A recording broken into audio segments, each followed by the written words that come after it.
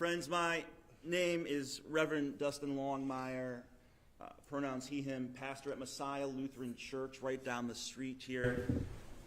And my goodness, we come together in solidarity and love and care for one another, but also in response to a very, very heartbreaking situation. When I think of why we do what we do at Messiah Lutheran Church, as a tiny congregation of less than 200 members here in the seemingly ordinary, but I'd also say extraordinary town of Rotterdam in upstate New York, I think especially of the wise words and warning of Matthew 25, 31 to 36. When the Son of Man comes in his glory and all the angels with him, they will sit on the throne of his glory. All the nations will be gathered before him. He will separate people from one another as a shepherd separates the sheep from the goats. He will put the sheep at his right hand and the goats at his left.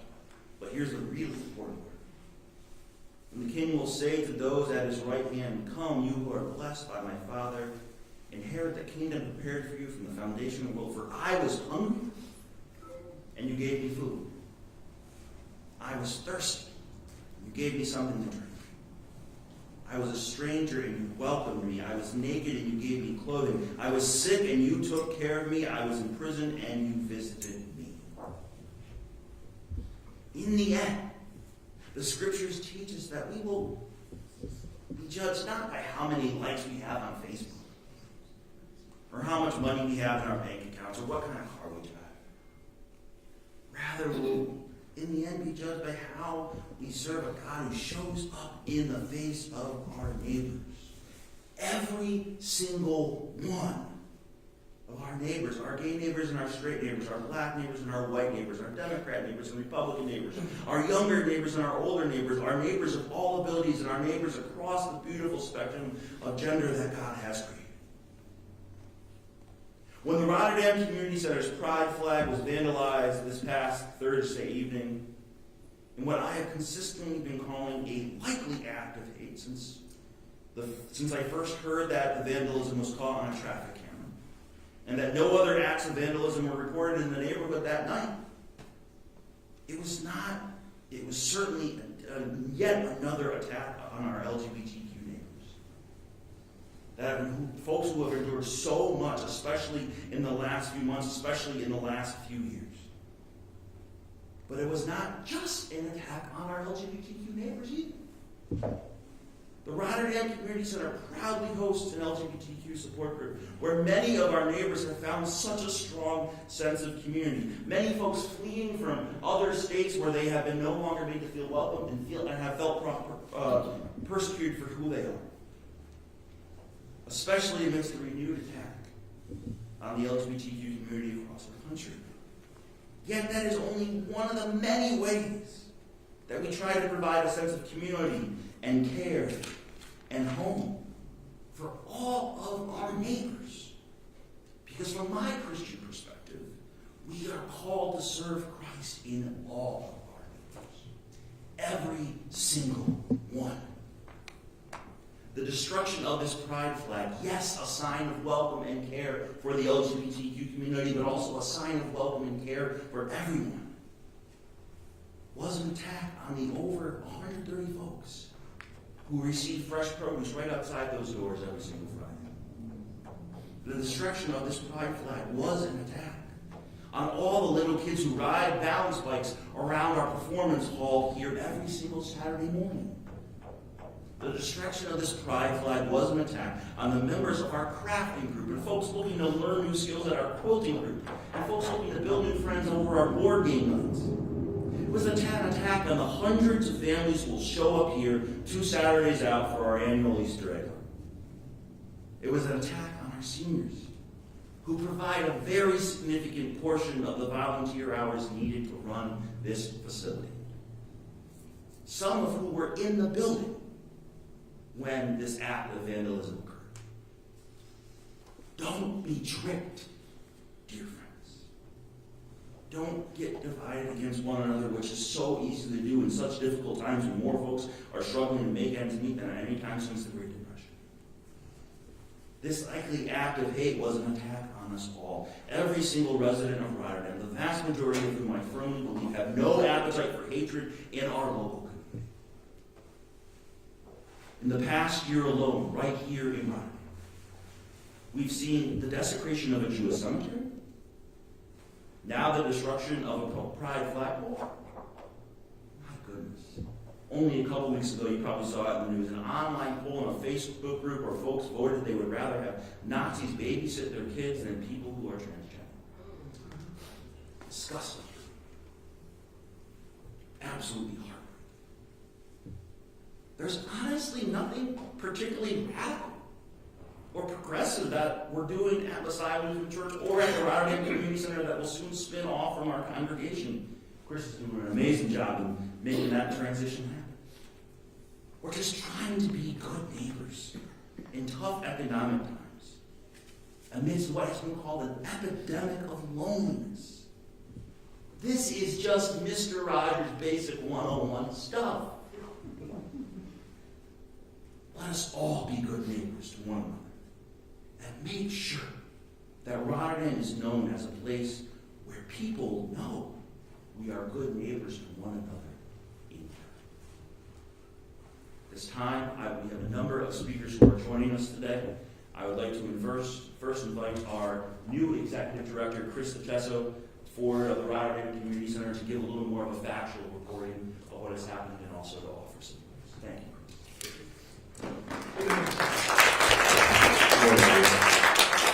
Thank you, Pastor Dustin. Last time I checked in history, referring to the Nazis or being Bush is always on the wrong side, right? I'm just I want to make sure that we still all, I mean, that's how I used to see it. Maybe that's changed a little bit. So, good morning. My name is Richie Tesso. I'm the Executive Director of the Rotterdam Community Center. I got the call that this had happened from my administration staff Friday morning. I was at the Regional Food Bank in a press conference with Paul Tonko and all the local food and security leaders. And that's kind of where my focus has been. It's been making sure that we can nourish our neighbors, that we can feed our neighbors. That's what my main mission and my goal has been since I arrived here. Nothing else. And so, getting that call, hearing about this attack, in the middle of this press conference where we've got all these federal cuts, we've got DOGE cuts, we've got USDA cuts. So we're going through that. We're worried about our food prices rising, and what does that mean for our pantries? What does that mean for our residents, for our neighbors? And then having to deal with this is just something that you don't expect. You're going to have to deal with as an executive director and somebody in this town. I grew up here. I'm 45 years old. I've spent my whole life in Rotterdam. It's what's that? Looks 30 to me. I gave him $20 before that. So I guess what I'm getting at is it's heartbreaking. And the Rotterdam Community Center, again, and I made a post yesterday about this, we are all-inclusive. Everyone is welcome at our table. Again, it doesn't matter what your sexual orientation is, it doesn't matter what your ethnicity is, and it doesn't matter to us what your political affiliation is. You're welcome here. We want to grow and foster the idea of being better neighbors. That's it. That's our only agenda. We want to help our residents and our neighbors. That's it. So I'm going to keep this short. I want to say that. Here's what we know so far, and this is factual. There is traffic cam footage of an individual male in a hooded sweatshirt at 8:58 p.m., and he does take the flag down and damages it. And it's certainly not, there's 50 other things out there that you can vandalize, you can damage. So for us, that looked pretty targeted, and that's all I would say about that. So we're working with the Rotterdam Police Department. We will we'll have more details as they come to us, and we will be transparent, and we will let everyone know what we know so that we know. In the meantime, we would just ask that those who support what we do, those who stand against hatred, stand with us and just show us your support. And the last thing I'll say is we are a safe place for the LGBT community, and we will remain a safe place for that community, and we will do everything in our power to make sure it remains a safe place. So, thank you very much.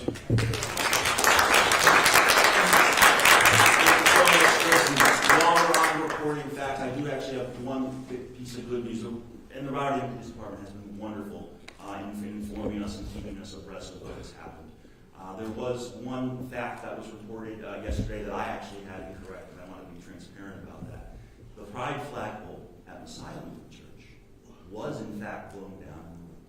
It turns out that there is a traffic camera that I did not know about in front of Messiah Lutheran Church, and just coincidentally, a day later, that is what happened. And the Rotterdam Police Department has been very helpful, and to me, that alleviated certainly a level of anxiety around targeting. So I'm very thankful for that. We will continue to be transparent as we move forward. I would like to invite forward Deb Vincent, President of the Pride Center of the Capital Region. Hi, I'm Deb Vincent. I'm the president of the board of the Pride Center of the Capital Region, and I'm here as one of my fellow board members to speak. Our executive director is currently working on hate crime, and he's in a coalition against hate in New York State right now, working on solving some of these issues. So thank you.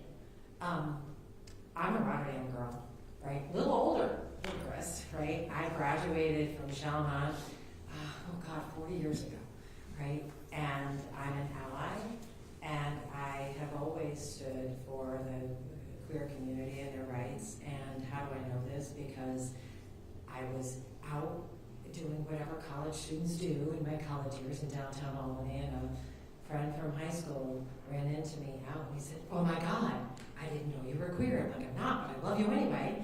Here's my boyfriend." And that was 40 years ago, and he couldn't come out in school. Flash forward 10 years, and we had a reunion where it became known that he was queer, and there were a number of people who were upset that, like, "Oh my God, I was in a locker room with him." Right? I thought we were past that. Right? I would really have hoped we were past that. We're not talking bathroom bill issues. We're talking just people sharing space.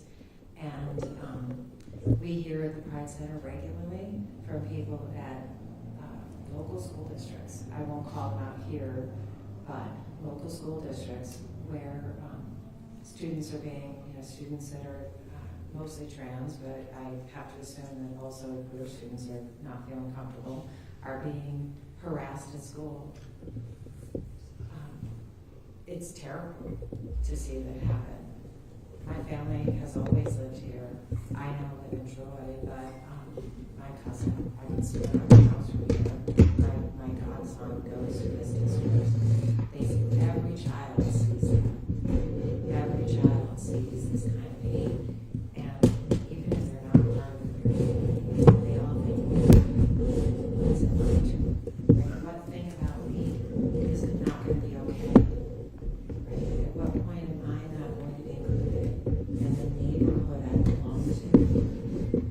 This is our neighborhood, and we're all part of the neighborhood. And I appreciate this space. I remember this space. My ex-mother-in-law lived down on Trinity. I know this building. I know Wisdom. I know better than this.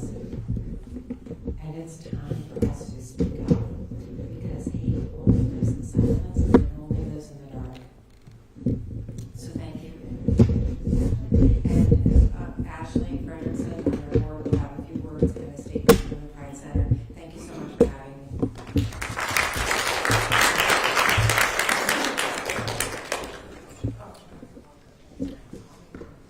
Good morning. I'm Ash. Thanks, Deb. Very wonderful story. From a late blooming kind of person in the community, and a recent addition to the Pride Center Capital Region's board of directors. I'm very appreciative to be able to be here and speak on behalf of the Pride Center today. I'm going to read a quick statement from the Pride Center itself, and the staff, and the executive director. And then I'll just have a few words about how I feel about the situation. Dated this morning, what happens to one of us happens to all of us. That is the definition of a true neighborhood. Okay? So whether we agree with the politics of what has happened or the biased hatred, it happens.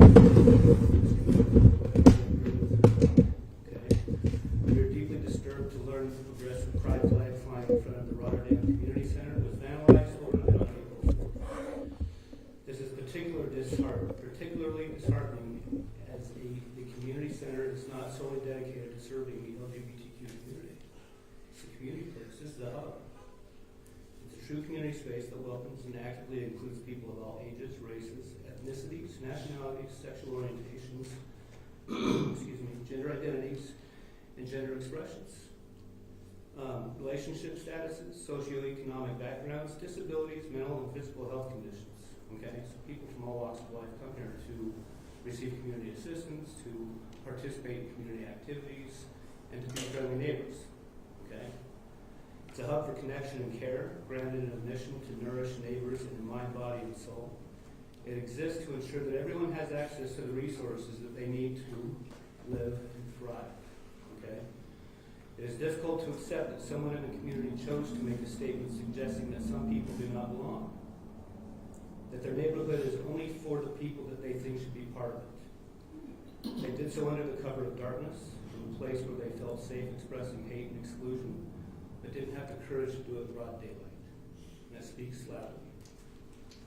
We too have seen a rise in hate-filled rhetoric, both directed at our organization and the community members that we serve. The LGBTQIA individuals are part of every neighborhood and every community in the greater capital region. Everywhere. We're everywhere. We belong here, we are here, and we will not be erased. All right? Hate grows in silence, it thrives in darkness, so let's bring the light, be the love, and raise our voices in support of inclusion for every person in every community, written in solidarity to the Pride Center of the Capital Region.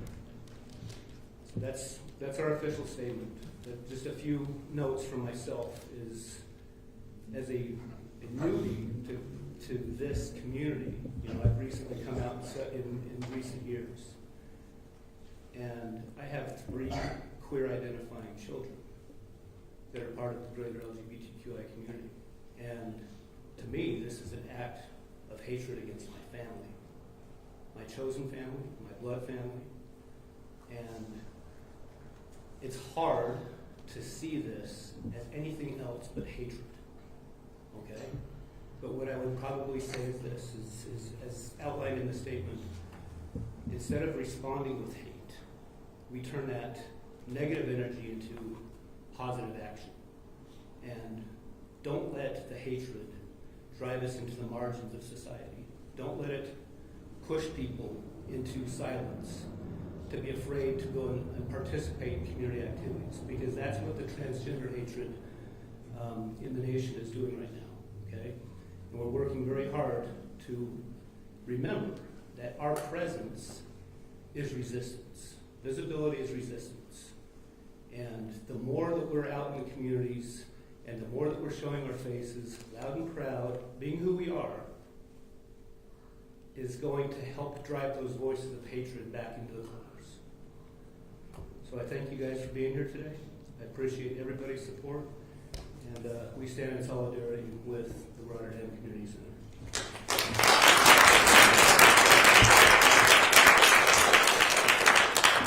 At this time, I would like to invite Zetta Clement forward from Schenectady. Thank you, Dustin. Community is more important now than it ever has been.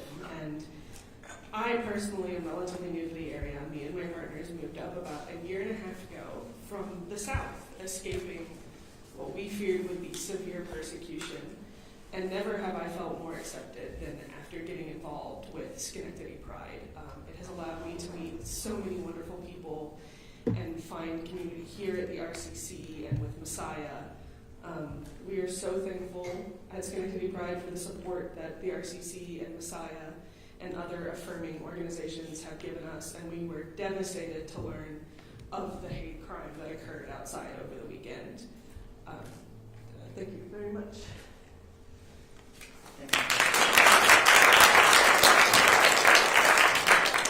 The week before Holy Week and the week before Passover is not the best time to get clergy to come out for but I have heard so many messages of support from our clergy community through our Schenectady Clergy Against Hate organization. But I'm also very thankful to welcome one other clergy member to the podium as well, a dear friend of the Rotterdam Community Center and Messiah Lutheran Church, Reverend Wes McNeil from the Labor Religion Coalition of New York.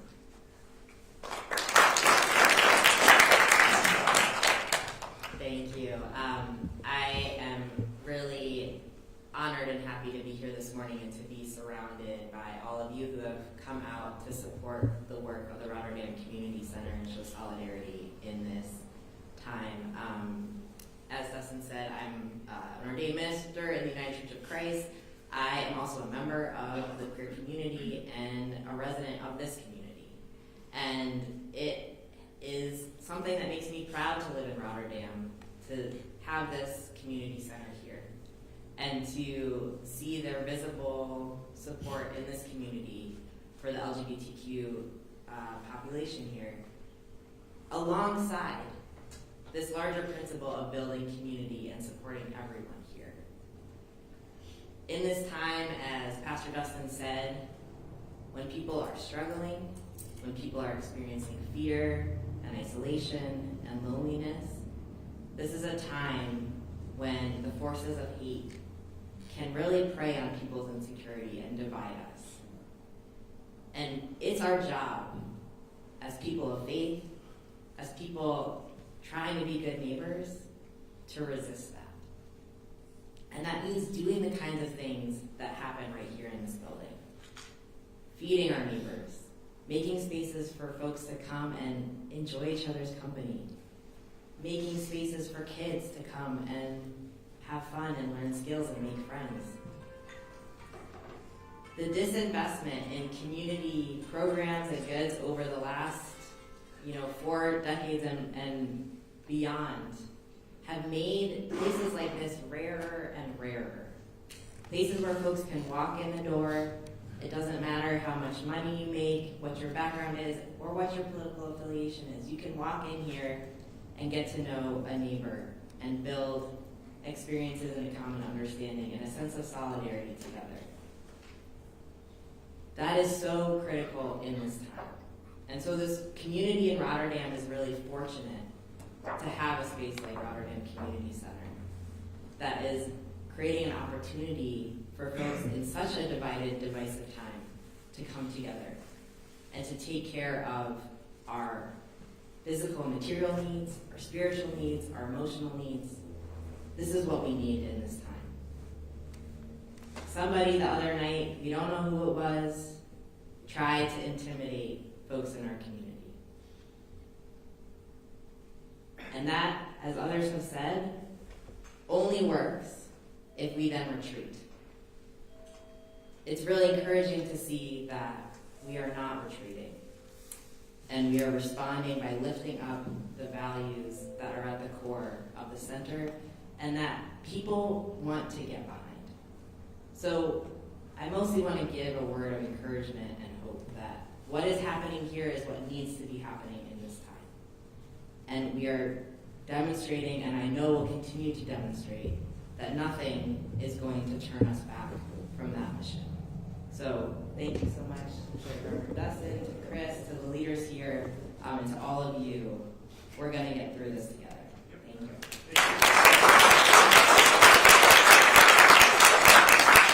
Thank you so much, Reverend West, and thank all of you for joining us here this morning. I thought we were going to have like 5 folks on a random Monday morning. This is beautiful. And this is what community is all about. Thank you so much for coming. I think Chris and myself will make ourselves available for any further questions from anyone afterwards. But we appreciate you coming here. Meet a new neighbor, before you leave the building. And we will continue to be as transparent with the press and the wider community as possible as we hear more reports from our local police department. We thought we were going to have a meeting before this earlier this morning. Got pushed back to later today, but we will continue to be transparent with everyone as we more details emerge. Thank you so much.